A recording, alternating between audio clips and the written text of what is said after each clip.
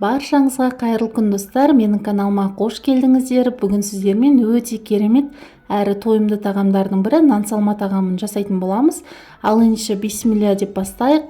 Ең алдымен таза ыдысымызға бір жұмыртқамызды және де бір шай қасық тұзымызды және бір пилай суымызды қосып, жақсылап тұзымыз ерігенше араластырып алатын боламыз. Және де үстінен електен өткізіп, ұнымызды да салып, орташа тығыздықтағы қамырды илеп аламыз.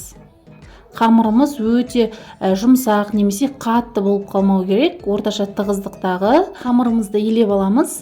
Және де менің каналымдағы жаңа оқырман болсаңыз, каналыма тіркеле кетіңіз. Алдағы уақытта сіздермен көптеген тағам түрлерімен, тәттілермен бөлісетін боламын. Міне біздің қамырымыз иленді. Осылай орташа қаттылықта қамыр дайын болады. Осылай бетін жауып, сындыруға қойып қоямыз. Ол аралықта подливасын жасап аламыз. Ең алдымен бізге картоп және де пияз, сәбіз қажет болады. Және де ет немесе осылай тартылған етті де қолдана берсеңіздер болады. Ең алдымен қызып тұрған табамызға майымызды құйып, майымыз қызған соң осылай етімізді салып, етімізді кішкене қызартып қуырып аламыз. Сосын үстінен пиязымызды да салып, оны да жақсылап 2-3 минуттай қуырып алатын боламыз. Пиязымызды жақсылап қуырып алған соң үстінен майдалап туралған сәбізімізді де салып, оны да жақсылап 2-3 минут қуырып аламыз. Және де оның үстінен картопымызды да салып, оны да жақсылап 2-3 минуттай қуырып аламыз. Картопымызды қанша көп қуырсаңыздар, сонша суларыңыз, сорпаларыңыз кішкене қою, өте әдемі болып шығатын болады. Және де осылай үстіне паприка және де дәміне қарай тұзымызды салып, оны да жақсылап араластырып қуырып аламыз. Және де картопымыз қып-қызыл болып шығу үшін оның үстіне тағы да бір шай қасықтай томатымызды салып, оны да жақсылап араластырып кішкене ғана қуырып аламыз да, үстіне бір бокалдай 250 граммдай суымызды құйып, қатты отта қайнатып алатын боламыз. Қайнаған соң астын жай қойып, жарты сағатта картопымыз піскенше тағы да қайнатып алатын боламыз. Подливкамыз дайын болам дегенше қамырымызды да жайып дайындап қоятын боламыз. Мен жаңа подливканы қуырып жатқанда қамырымды қайырып қойған болатынмын. Ол аралығы видеоға түспей қалыпты. Сіздер де солай жасасаңыздар, қамырларыңыз өте керемет және жайылуға да ыңғайлы қамыр болып шығады. Қамырымызды, ұнымызды сеуе отырып, столымызға түсіріп аламыз да, осылай видеодағыдай шет-шетін басып шығатын боламыз. Қамырымызды еттің қамырын жайғандай етіп, жұқа етіп жайып алатын боламыз.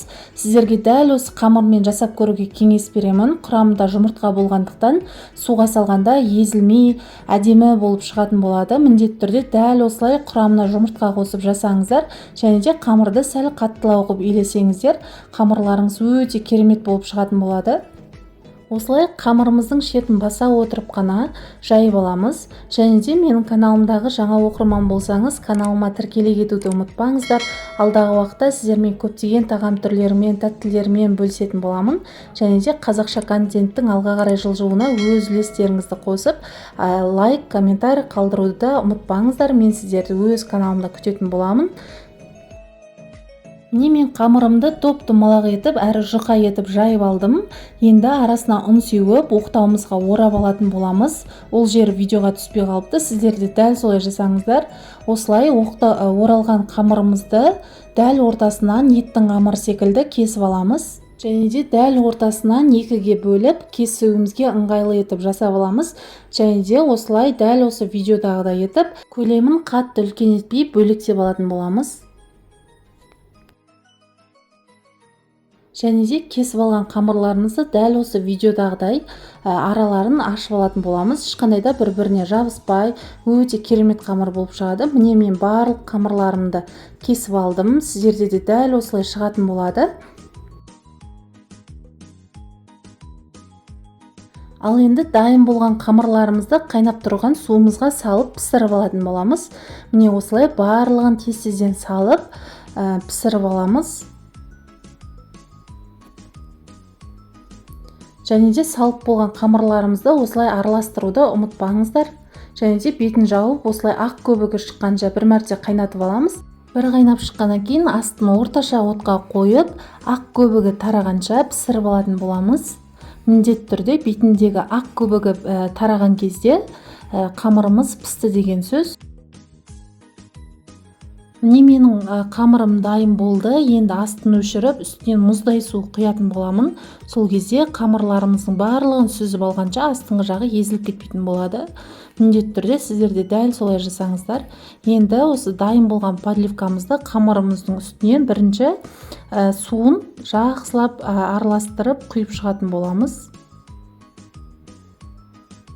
Және де үстінен подливкамызды салып, және де өз қалауларыңызша дастарханға ұзата берсеңіздер болады. Сонымен біздің нан салмамыз дайын. Кейбір өңірлерде дәл осы тағамды майқамыр немесе тағы да басқа атаулары бар. Сіздер қай атаумен атайсыздар? Комментария бөлімінде бөлісе кетіңіздер. Сіздерге де жасап көруге кеңес беремін. Өте керемет әрі тойымды тағамдардың бірі. Менің видеом сіздерге пайдалы болса, менің каналыма тіркеле кетуді ұмытпаңыздар. Мен сіздерді өз каналымда күтетін боламын. Келесі видеода кездескенше қош сау болыңыздар.